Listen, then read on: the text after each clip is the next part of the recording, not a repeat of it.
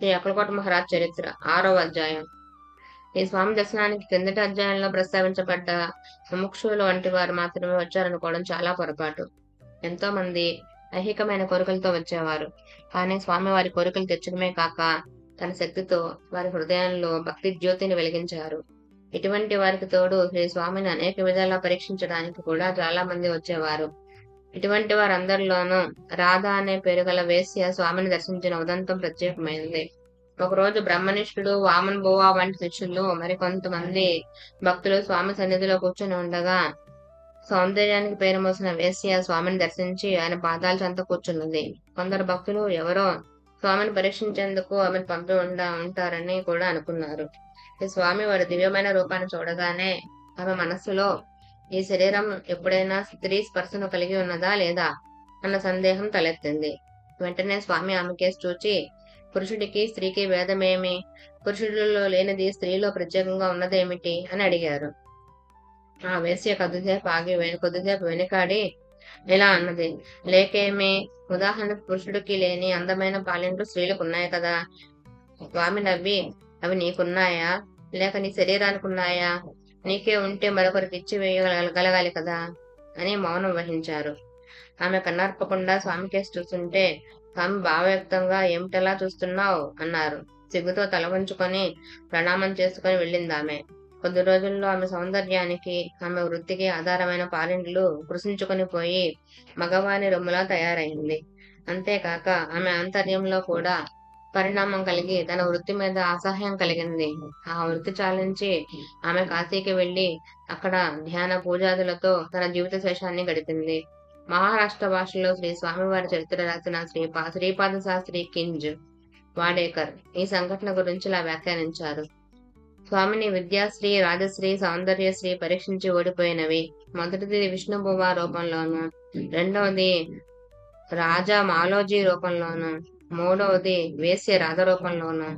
ఈ మూడు ఓడిపోవడమే కాక శ్రీ స్వామి ఆత్మ సౌందర్యంలో అవే కరిగిపోయాయి. అక్కలకోటలో ఒక మంగళి స్వామికి క్షౌరం చేసేవాడు. అంటే తల కొరికి గోళ్లు తీసేవాడు. ఆ మంగళి తాను తీసిన గోళ్లను తాయెత్తుల్లో పెట్టి అమ్ముకునేవాడు.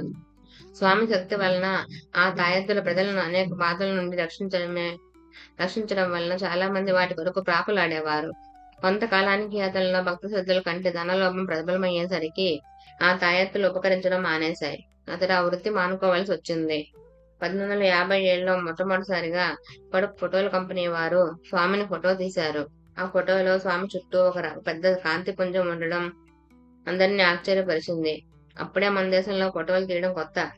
అందుకు కావలసిన ఖర్చు రాజులు మాత్రమే భరించగలిగేవారు.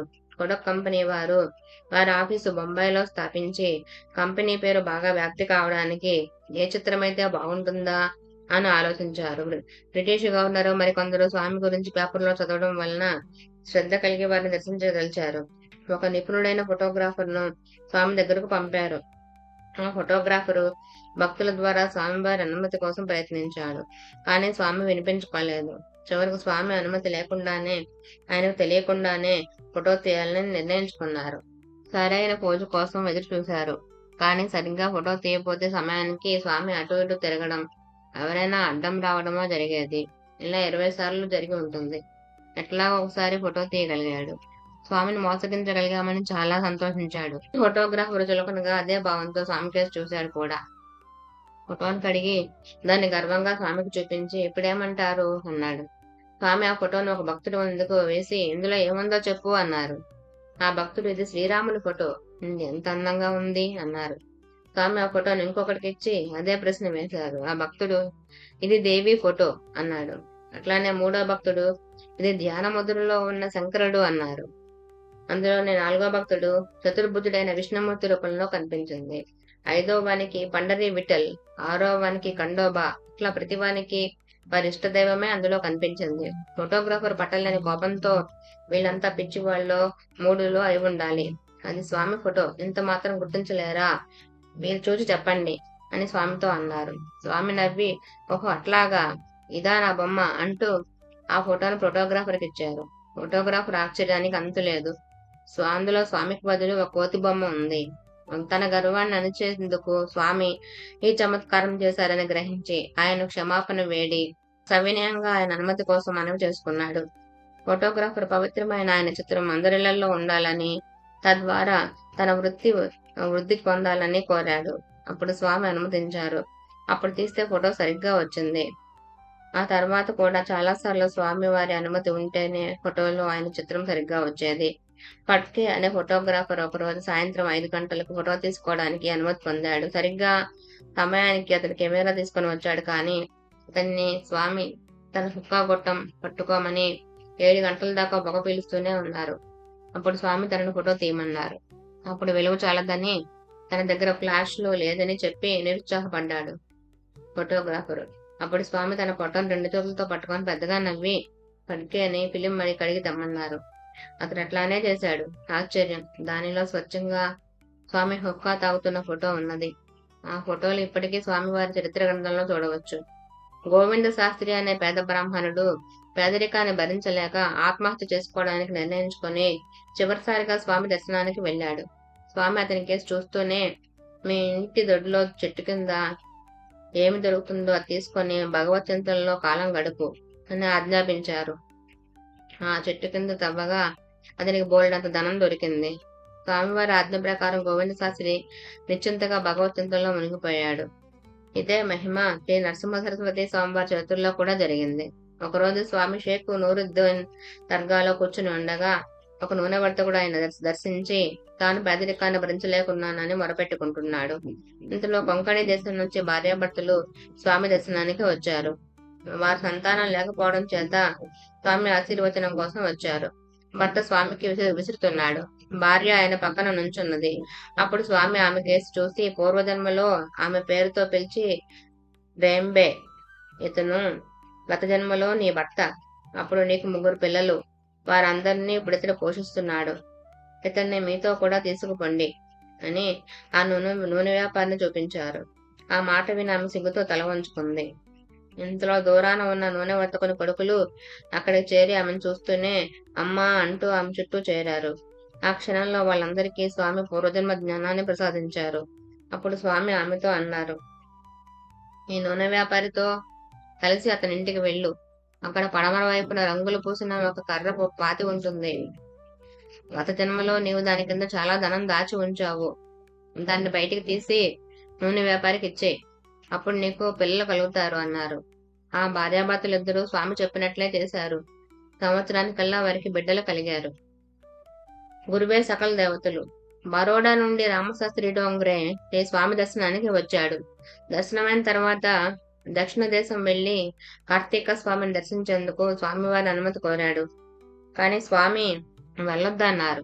సందిగ్ధంలో ఉన్న రామశాస్త్రిని అక్కడున్న భక్తులంతా స్వామివారి ఆజ్ఞను మీరొద్దని చెప్పారు. రామశాస్త్రి అక్కలకోటలోనే ఉండిపోయాడు. కార్తీక పౌర్ణమి నాడు రామశాస్త్రి స్వామిని దర్శించాడు. చాలాసేపు శ్రీ స్వామి కార్తికేయుని రూపంలో అతనికి కనిపించారు. అచంచలమైన విశ్వాసంతో 2 సంవత్సరాలు స్వామి సేవలో ఉండిపోయారు రామశాస్త్రి. ఒక బ్రహ్మచారి తీవ్రమైన కడుపు నొప్పితో బాధపడుతూ ఆ బాధ తగ్గితే వాడి వెళ్లి అక్కడ దత్తమూర్తికి పావలా పెట్టి పాలకోవా సమర్పిస్తానని మొక్కుకున్నాడు. బాధ నివారణ అయింది గాని బ్రహ్మచారి మొక్కు మాట మర్చిపోయాడు. 10 సంవత్సరాల తర్వాత స్వామి దర్శనానికి అక్కలకోట వచ్చాడు. అతన్ని చూస్తూనే స్వామి కోపంతో, మూర్ఖుడా, పాలకోవా మాట మర్చిపోయావా అన్నారు. వెంటనే మొక్కు సంగతి జ్ఞాపకం వచ్చి స్వామి క్షమాపణ చెప్పుకొని పాలకోవా స్వామికి సమర్పించాడు. స్వామి సాక్షాత్తు శ్రీ దత్తమూర్తి. ఒక సన్యాసి స్వర్ణయోగం సాధించి రోజుకు 3-4 తులాల బంగారం తయారు చేస్తూ భోగభాగ్యాన్ని అనుభవిస్తుండేవాడు. అంతేకాక అలా బంగారం చేసే శక్తి లేని వారెవరూ యోగులు కారని వాదించేవాడు.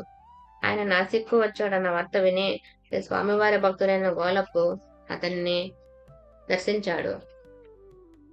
గోలప్ప ఆయన వాదాన్ని ఖండించాడు. ఉగ్రుడై ఆ సన్యాసి గోలప్పును, నీ గురువు ఎవరు అని అడిగాడు. అక్కలకోట మహారాజు పేరు వినగానే ఆయన బంగారం చేయగలడా, చేయగలిగితేనే సిద్ధపురుషుడు అని గట్టిగా అరిచాడు. ఆశ్చర్యం! ఆ తర్వాత ఆ సన్యాసి ఎంత ప్రయత్నించినా బంగారం చేయలేకపోయాడు. మరుసటి రోజు గోలప్ప వచ్చినప్పుడు అతడే తన సిద్ధిని పాడు చేశాడని ఆగ్రహించి అతని మీద ఒక పెద్ద బండను విసిరపోయి దాని బరువుకు ఆ సన్యాసి కింద పడ్డాడు. 3వ రోజు గోలప్ప అతన్ని దర్శించేసరికి ఆ సన్యాసి మనసులో పూర్తి పరివర్తన కలిగింది. కంటనీరు పెట్టి గోలప్పను కౌగిలించుకొని స్వామి గొప్పతనాన్ని అంగీకరించాడు. ఆ మరుసటి దినమే స్వామిని దర్శించడానికి అక్కలకోట వెళ్ళాడు. ఆయన సన్నిధిలో నామ సంకీర్తన జరుగుతున్నది. స్వామి ఒక మూల పిల్లవాడిలాగా ఆడుకుంటున్నారు. సన్యాసి నమస్కరించగానే స్వామి అతని కేసు చూచి కోపంగా, పనికి మాలిన వెధవా, అంత గర్వమమ్మా, వాడి మీద రాయి విసురుతావా? బంగారం చేయపోతే బూడిదొచ్చింది కదూ, వెళ్ళి చావలేకపోయావా? నీకు స్వర్ణయోగం కావాలా? అయితే ఆ చెట్టు కేసు చూడు అని చూపించి స్వామి తన పొట్టను 2 చేతులతో పట్టుకొని గట్టిగా నవ్వారు. స్వామి చూపిన ఒక వేప చెట్టు నిలువెల్లా బంగారమై ఉండడం చూచి సన్యాసి నివ్వెరపోయాడు. అహంకారం అణిగి స్వామి అనుగ్రహం కోసం ప్రార్థించాడు. ఒక జింక చర్మము, కాషాయ వస్త్రము అతనికిచ్చి, మాహోర్గఢ్ వెళ్లి అక్కడ సంతోషంగా ఉండు అన్నారు స్వామి. సన్యాసి స్వామి ఆజ్ఞను అనుసరించాడు. అంటే స్వామి ఆ సన్యాసిని యోగిగా రూపొందించారని దీని భావం. బరోడా నుంచి ఆచారవంతురాలైన జానకీబాయి స్వామి దర్శనార్థం అక్కలకోట వచ్చింది. ఆమె మడిగా వంట చేసి రోడ్డు మీద జనాన్ని తప్పుకుంటూ స్వామికి నివేదన తీసుకెళ్ళింది. స్వామి ఇలా అన్నారు: ఇంత మడితో వండిన అన్నం మాకొద్దు, నేనెవరు పెట్టినా తింటాను. ఈ అన్నం తీసుకుపోయి ఆ నాటకాల్లో వేషాలేసేవాడున్నాడే వాడికి ఇవ్వు. ఎవరికీ తెలియని తన జీవిత రహస్యాన్ని చెప్పిన స్వామికి నమస్కరించి క్షమాపణ చెప్పుకున్నది జానకీబాయి. అప్పుడు ఆమె తెచ్చిన అన్నం కొంచెం నోట్లో వేసుకుంటూ స్వామి ఇలా అన్నారు: నీవు తెల్లబడ్డాక నిజమైన భక్తి వస్తుంది. ఆశ్చర్యం! ఆ రోజు నుంచి ఆమెకు తెల్ల కుష్టి వ్యాధి వచ్చింది. ఆ రోజు నుంచి ఆమెలో భగవద్భక్తి ఉద్భవించింది. స్వామివారి భక్తుడొకడు నల్లదుర్గంలో గుమస్తాగా పనిచేస్తుండేవాడు. అతని పై అధికారి తహసీల్దారు పార్సీ మతస్థుడు. అతడు స్వామిని విమర్శించడమే కాక ఆ భక్తుడికి స్వామి దర్శనార్థం వెళ్లేందుకు సెలవు కూడా ఇవ్వలేదు. మరో రోజు స్వామి స్వయంగా నల్లదుర్గం వచ్చారని తెలిసి గుమస్తా దర్శనం చేసుకున్నాడు. అది విన్న తహసీల్దార్ స్వామిని తీవ్రంగా విమర్శించాడు.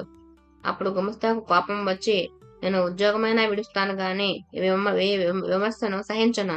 మీరొక్కసారి స్వామిని దర్శిస్తే మళ్ళీ ఇలా మాట్లాడరు అన్నాడు. ఆ రోజే తహసీల్దార్ స్వామి దర్శనానికి వచ్చాడు. అతన్ని చూస్తూనే స్వామి అతడు చేసిన తప్పుడు పనులన్నీ ఏకరువు పెట్టి, నీ మతం ఇవన్నీ చేయమని చెబుతోందా అని అడిగారు. తహసీల్దార్ బైరాంజీ స్వామిని క్షమాపణ వేడి, స్వామి దుర్గంలో ఉన్నన్ని రోజులు ఆఫీస్ మూసేసి అహర్నిశలో స్వామి సంకీర్తనలో నిమగ్నుడయ్యాడు.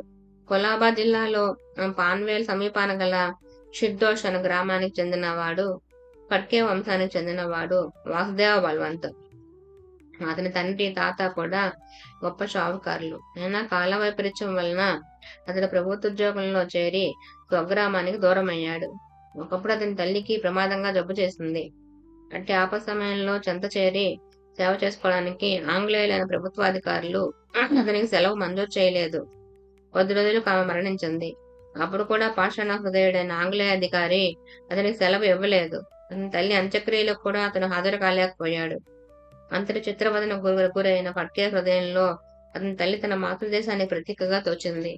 భౌతికమైన తల్లికి అత్యవసరమైన పరిస్థితుల్లో కూడా సేవ చేసుకోవాలని తన దురదృష్టానికి పరిహారంగా తన జీవితాన్ని మాతృదేశ విముక్తికే అంకితం చేయాలని అతని శపథం చేసుకొని తన ఉద్యోగానికి రాజీనామా ఇచ్చాడు.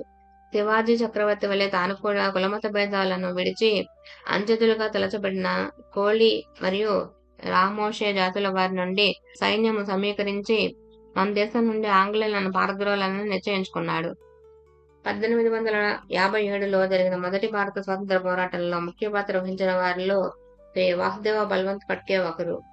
ఆయన గొప్ప దత్తభక్తుడు. తపస్సు, పారాయణ, పూజ అతడి నిత్య విధులు. రాజకీయ నాయకుల్లో ఈ లక్షణాలు ఉండడం అందరినీ ఆశ్చర్యపరిచేది. 1876లో కొందరు పేద ప్రజల సహాయంతో ఫడ్కే ధనవంతులను కొల్లగొట్టి ఆ ధనాన్ని పేదలకు పంచేవాడు. అతడు స్వామిని 2 సార్లు దర్శించాడు. స్వాతంత్ర పోరాటానికి ముందు స్వామివారి ఆశీర్వచనం కోసం 3వసారి దర్శించి తన కత్తిని స్వామి ముందు ఉంచి ఆశీర్వదించమని కోరాడు. స్వామి ఆశీర్వదించకుండా అభి వక్త్ హై అంటే ఇంకా కొంతకాలం గడపాలి అని అర్థం అన్నారు. తర్వాత ఆ కత్తిని తన భక్తుడికి ఇచ్చి ఒక చెట్టు పైన పెట్టమన్నారు. ఆ చర్యకు అర్థం తన మాట వినకపోతే ఫడ్కేకి ప్రమాదం అని స్వామి భావం. ఫడ్కే చాలాసేపు కూర్చున్నాడు కానీ స్వామి ఆ కత్తిని అతనికి తిరిగి ఇవ్వలేదు.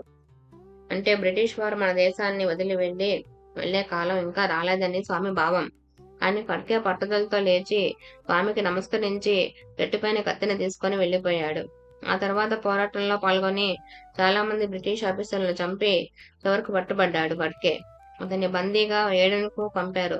ఫిబ్రవరి 17, 1883న నా దేశం నుంచి కొంత మట్టిని తెప్పించి నా తల కింద ఉంచండి అన్న చివరి కోరికను వ్యక్తం చేసి స్వర్గస్థుడయ్యాడు ఫడ్కే. దత్తలహరి అనే పేరిట అతను ఎన్నో భక్తి గీతాలు రాశాడు.